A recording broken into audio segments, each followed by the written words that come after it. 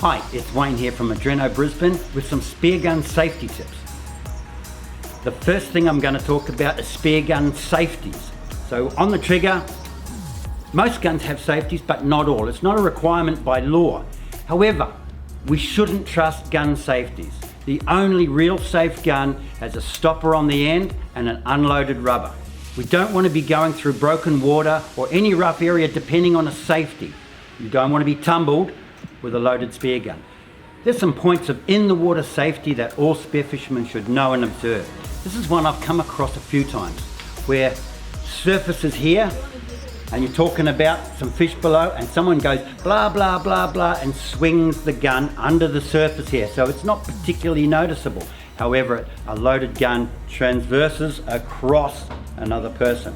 Second one is where you've got people below you and they're starting to come up the water column and you're just hanging in the water with the gun pointing down like so, and the next thing, without actually thinking about it, the person swims under your gun. So the point here is you always have to be aware of where your gun is pointed.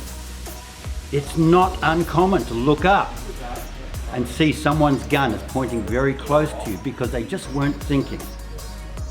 The third point, this is one that happened to me about a year ago. And I was away from the boat and two spear fishermen swam from the boat towards me. And they're swimming like this in the water. But because they're coming towards me, it looked like this. So both of them had loaded guns held like this in the water, and both the guns were pointed at me. So this is actually very scary when people are just not thinking of where they're pointing the gun. Spear gun safety is up to each and every one of us. It's important we all do our best. Wayne here from Brisbane Adreno. Cheers.